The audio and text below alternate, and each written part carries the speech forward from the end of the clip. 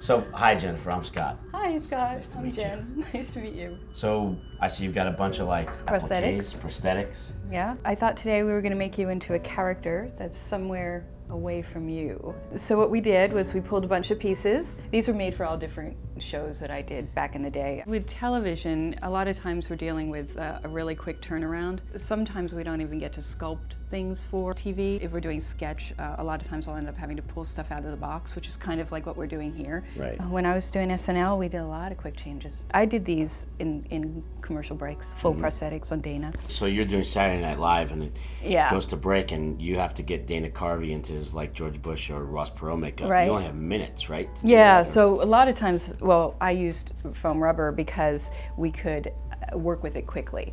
So we would get into a very good rhythm with each other. So between the actor and the crew, Wow. we were able to kind of choreograph things. And during the rehearsals, we'd practice it so that we'd actually have it down to a science by the time Right. we'd get the audience. On SNL, did you have a favorite character that you'd like to do? I liked Unfrozen Caveman Lawyer on Phil Hartman.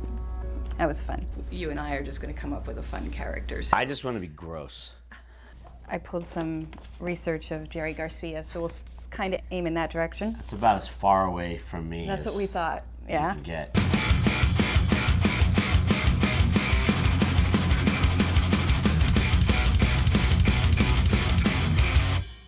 I think that'll be fine. Cool. This is Ned. I can't wait to be Ned's fat. helping us. You're gluing the beard down basically just so it's not moving around underneath the chin prosthetic. Correct. You'd be surprised how many ask me all the time, is it real? And that question is so confusing to me because on so many levels. Because I'm thinking like, what do you mean is it real? Like it's a fake beard that I stick on my chin every day, but then that gets me thinking, what if I could just Velcro this onto my chin every day and You then like could, take honey. it off? You could. I could, It's such a- really? yeah, you could. It's actually a really good design. We could just make you a fake one. You could pop it on and off.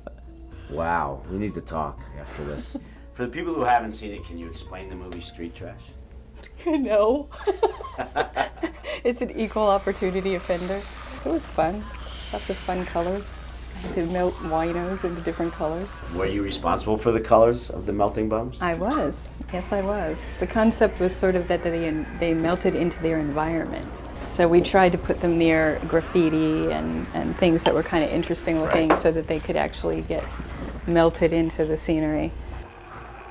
Toxic Avenger, that makeup was your makeup, right? You created that? Yeah. Actually, I was only, I think, 19 years old, and they gave me the job, which of course, you know, I ended up having to pay for, but because they didn't really pay. You paid to work for them? I think that movie cost me a few $100s, yeah. Again, I didn't really have any film experience or experience doing this, and I didn't have a place to do it. I was in New York, so I took everything down to my mom's house in Philly, outside Philadelphia, and we started you know, building everything down there. And when it came time to build the heads that had to get run over, we went around the corner to like a neighborhood street to test them out, and we had my grandfather running the car, running over these little heads, and we got stopped by the cops, and we were like, there's these dead bodies and this blood all over the street and this old man behind the car. Yeah, the guy was just like, we tried to explain to him that we were making a movie, and he just was like looking at us like we were crazy.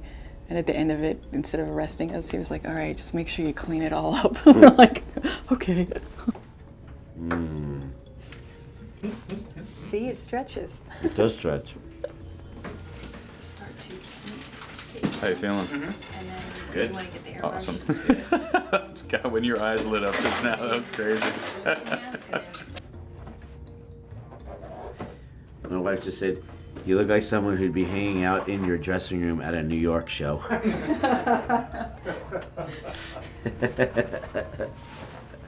A little bit tight, kind of. Like if your skin was, if you put your hands on your cheeks and just pulled backwards a little bit, kind of. But not uncomfortable. But could you imagine doing this every day? Yeah. If I was getting paid for it. It's my boy.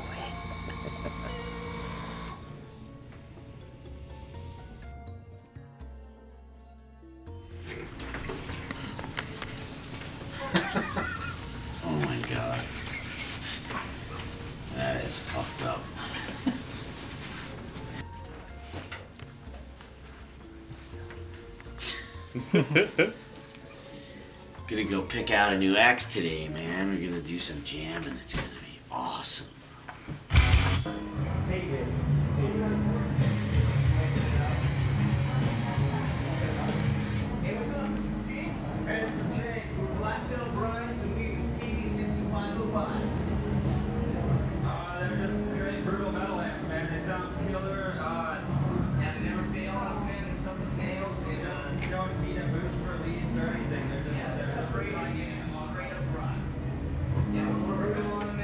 Can I play this one?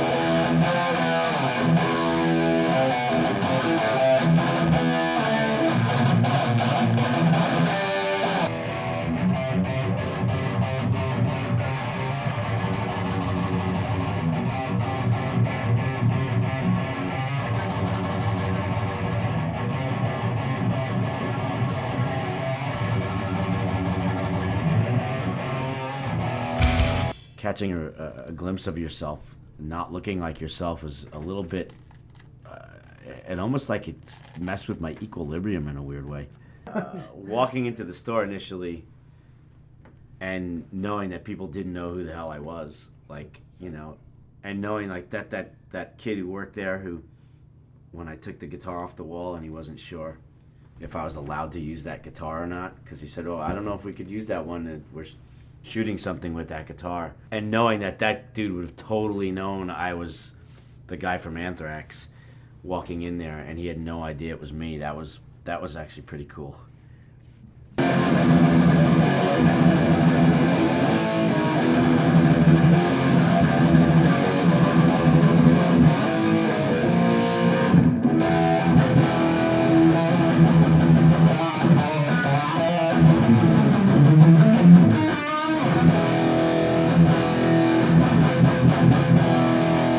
I'm just gonna take this one. Okay, thanks.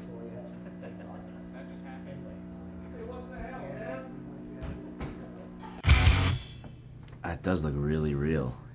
That's amazing. I told you. Next week on Blood and Guts.